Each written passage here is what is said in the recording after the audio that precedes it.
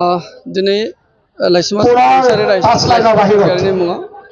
cement सापरि गेलेमु आफादा थामथि खेबनि थाखाय जोलुर बादायलायनाय राङारि बान्था बेखौ जों दिनै जागायदों आरो बेवहाय जोङो सिमेन्ट सापरि गेलेमु आफाद एबा सिमेन्ट सापरि स्पर्ट्स एस'सियेसना गेलेनायजों लोगोसे गासै समाजारि जायफोर जाथाय दं बे गासैखौबो जों समानै लांफानो नागिरदों आरो बेवहाय जोङो गासैबो हारि धोरोम बासियालासिनो गासिबो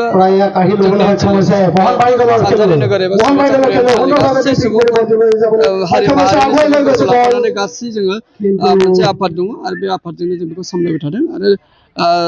दिनै गिबि गेलेनाय हिसाबै महनबारि डिब्रुगड़नि महनबारि एफसि आरो सानजारि नोगोर एफसि जायनाखि जोंनि लकेल गेलेफुनाय गथ'फोर गेलेगिरिफोर बिथांमोननि गेजेराव जों दिनै जागायदों आरो जों बुंनांगोन दिनैनि नैबे जागायनायखौ जोंनि एसबि बर' जौसिन गेजेर फरायसालिनि गेदेर गोरायुं सारा जोंखौ बेखेवना होदों आरो जोंनि बेवहाय बाहागो लाफैदोंमोन आसाम फुटबल एस'सियेसननि रांगिरि एबा केसियार हिरेन बिथाङा दा जोङो आरोबाव गोबां आलासिफोर लिंहरदोंमोनब्लाबो बायदिसिना जाहोनाव बिथांमोना सफैनो हायाखै आरो बेबायदिनो सानदों नैजिथामथा टिम एबा हानजानि गेजेराव बे बादायलायनाया जागोन आरो 22 साननि थाखाय दिनैनिफ्राय जागायनानै 13 सेप्तेम्बराव जों फाइनाल गेलेनाय खालामगोन आरो जोंनि बे गेलेनाय बादायलायनायाव देग्लायनि समाव थांनाय बोसोरनि फाइनालिस्ट शिबसागर बिथांमोना गेलेफैदों माजुलिनिफ्राय टिम दं जोंना उदालगुरिनिफ्राय टिम दं जोंना बाक्सानिफ्राय गरेस्वर टाउन क्लाबा जोंनाव गेलेफैगोन आरो लोगोसे शिलंनिफ्राय राइजिं स्टार एफसि बिथांमोना गेलेगोन आरो डिब्रुगड़ तिनसुकियानिफ्राय गोबां बेबायदि दुलियाजान एफसि फैगोन बेबायदि हिसाबै जोंनि गेलेनाय बादायलायनाय बे बादायलायनाया जोबोद सानदों आरो आसा खालामदों जोंनि सिमेन्ट सापरि ओनसोलनि गासै रायजो सिगाङावबो होदों दाबो होगासिनो दं आरो उनावबो मदद होगोनखौ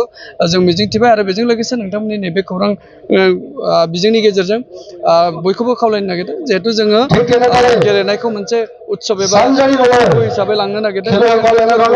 जाहाथे गासिबो बाहागो लायो बेखौ जों नोजोर बोनांगोन आरो जों बेखौ नोजोर बोनो नागिरदों जायफोर लाइमोनफोरा गेलेनायनि फारसे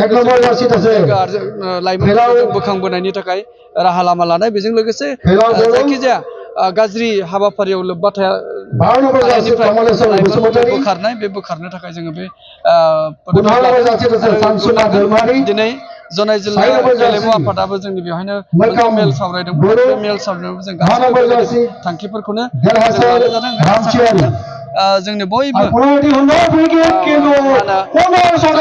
मानसिफोरा सुबुंफ्रा जाहाथे गेलेनाय फारसे गोसो बोयो बेखौनो जों गासै 23 टिम दङ बे 23 टिमाव 22 गेम जागोन दिनैनिफ्राय जागायनानै 13 सेप्तेम्बर खालि जोंना फाइनाल जाहैगोन जों अलरेडि फिक्सार बानायनानै होबाय नोंथांमोना फिक्सारखौ